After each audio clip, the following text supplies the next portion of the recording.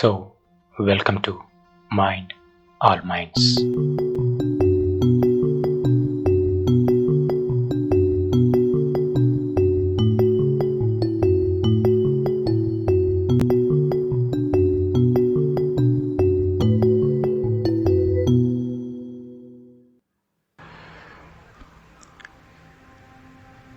So ఇప్పుడు మనం stress గురించి మాట్లాడుకుందాం. స్ట్రెస్ అంటే తెలుగులో ఒత్తిడి. మన బాడీ ఏదైనా ఒక సిచ్యువేషన్ ఇచ్చినప్పుడు ఒక చిన్న రెస్పాన్స్ వస్తుంది అనమాట. అంటే ఆ సిచ్యువేషన్ నుండి ఎట్లా బయటపడాలి సో అనే ఒక మనకు వచ్చినప్పుడు ఆ రెస్పాన్స్ అనేది క్రియేట్ అవుతుంది.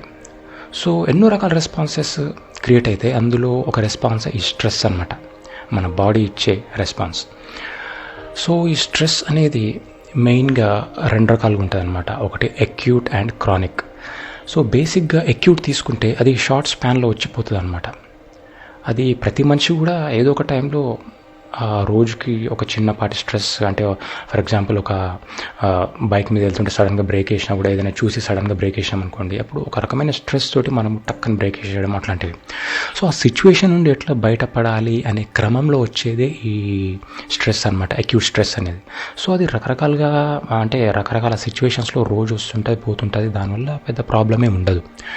బట్ క్రానిక్ స్ట్రెస్ అనేది ఏంటంటే మనకు అవసరం లేని దాని గురించి కూడా మనము అదే పనిగా ఆలోచిస్తుంటాం కదా. అట్లాంటప్పుడు అది ఒక లాంగ్ టర్మ్లో ఆ స్ట్రెస్ హార్మోన్స్ అనేవి రిలీజ్ అయ్యి మన బాడీ మీద బ్యాడ్ ఎఫెక్ట్ చూపించే అవకాశం చాలా ఉంటుంది అనమాట. ఆల్రెడీ మనకి ఏమైనా హెల్త్ కండిషన్స్ బాగాలేమనుకోండి, ఆ స్ట్రెస్ హార్మోన్స్ ఏదైతే రిలీజ్ అవుతాయో అవి ఇంకా బ్యాడ్ సిచ్యువేషన్ తీసుకెళ్ళే అవకాశం ఉంటుంది. సో మరి స్ట్రెస్ లేని మనిషి ఉంటాడంటే ఉండడు. డెఫినెట్గా స్ట్రెస్ అనేది మనిషికి అవసరం. ఎందుకంటే ఆ సిచ్యువేషన్ నుండి మనం బయటపడాలన్నప్పుడు ఒక రకమైన రెస్పాన్స్ రావాలి, దాని నుండి మనము బయటపడతాం అనమాట. అంటే ఆ హార్మోన్ ఏదైతే ఉందో మనకు ఒక రకమైన బూస్ట్ ఇస్తుంది. ఫర్ ఎగ్జాంపుల్ ఒక కుక్క వచ్చింది అనుకోండి, సడన్గా అక్కడ నుంచి పారిపోవాలన్నా లేకుంటే దాన్ని తరిమి కొట్టాలన్నా, ఏదైనా ఒక మనం రెస్పాన్స్ తీసుకోవాలి అన్నప్పుడు మనకు కొంచెం ధైర్యం కావాలి. దానికోసం ఈ స్ట్రెస్ హార్మోన్స్ అనేది అవసరం. అది ఆ టైంలో మనకు అన్ని ఫంక్షన్స్ని కూడా, బాడీలో ఉన్న అన్నిటిని కూడా అలర్ట్ చేస్తుంది, అది అవసరం. కానీ క్రానిక్ స్ట్రెస్ వచ్చేసరికి ఇప్పుడు అవసరం లేని దాని గురించి అంటే ఫలానా వాడు బాగుపడ్డాడు, లేకుంటే ఫలానా అది, లేకపోతే జాబ్ రాలేదు, లేకపోతే ప్రమోషన్ వచ్చింది వాళ్ళకే వచ్చింది నాకెందుకు రాలేదు. సో ఇట్లాంటివన్నీ కూడా ఉన్నదాంతో తృప్తి పడక ఏదో ఒక టెన్షన్ మైండ్లో పెట్టుకొని ఒక లాంగ్ టర్మ్లో మనం ఆలోచిస్తుంటాం చూడండి.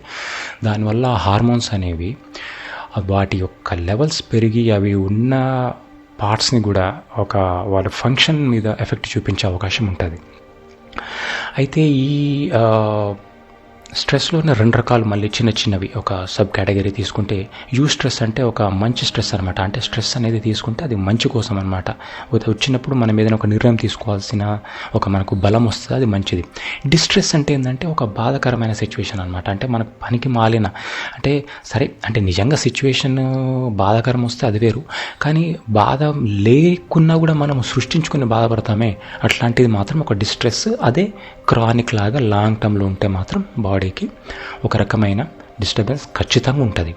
ఎందుకంటే బయాలజికల్గా ఇప్పుడు ఏ పార్ట్ని ఏం చేస్తుంది అనేది పక్కన పెట్టేద్దాము, నార్మల్గా ఆలోచిద్దాము. ఒక స్ట్రెస్ వచ్చినప్పుడు మనము ఏదైనా నిర్ణయం తీసుకునేటప్పుడు కానీ, ఒక తీవ్రమైన ఒత్తిడికి గురైనప్పుడు మనము పక్క వాళ్ళతో కానీ వీళ్ళతో కానీ ఏదైనా ఒక నార్మల్గా మాట్లాడగలమా లేదా చెప్పండి? అంటే మాట్లాడడం సాధ్యం కాదనమాట. సో ఏదైనా కూడా ఒక నిర్ణయం తీసుకున్నా కూడా అందులో కూడా రైట్ నిర్ణయం తీసుకోలేము. ఎవరికైనా రెస్పాన్స్ ఇవ్వాలంటే కూడా మనం సరిగా మాట్లాడడం, ఇవన్నీ ఉంటాయి. మన ఫ్యామిలీలో కూడా మనం సరిగా ఉండలేము. సో స్ట్రెస్ అనేది ఏ విధంగా కూడా మంచిది కాదనడానికి మనకు అర్థమైపోతుంటుంది బేసిక్గా. ఫర్ ఎగ్జాంపుల్ ఒక రబ్బర్ బ్యాండ్ ఉందనుకోండి, ఒక రబ్బర్ బ్యాండ్ని మనం ఒక కొంత మేరకు దూరం చేసి, అంటే దాన్ని ఎక్స్టెండ్ చేసి మళ్ళీ వదిలేస్తే అది నార్మల్గా వచ్చేస్తుంది. అది అక్యూట్ స్ట్రెస్ అని అనుకోవచ్చు మనం. అంటే ఒక షార్ట్ స్పాన్ ఆఫ్ స్ట్రెస్, అది మంచిది. ఎందుకంటే ఆ రబ్బర్ బ్యాండ్ కూడా నార్మల్ స్టేట్కి వచ్చేస్తుంది, మన మైండ్ కూడా నార్మల్ స్టేట్కి వచ్చేస్తుంది. బట్ క్రానిక్ అంటే ఇప్పుడు అదే రబ్బర్ బ్యాండ్ని ఇట్లా లాగి అట్లనే పట్టుకొని ఉంచుకుని అనుకోండి, అట్లా ఉంచితే ఏమవుతుంది, దాని యొక్క ఎలాస్టిసిటీ అయినా పోతుంది, లేకుంటే తెగిపోవాలి, లేకుంటే అది ఎట్లా దూరం చేసినామో అంతవరకే ఉండిపోతుంది. అంటే ఎలాస్టిసిటీ పోయి అంతే. సో బాడీ కూడా అదే విధంగా డిస్టర్బ్ అవుతుంది అనమాట డెఫినెట్గా.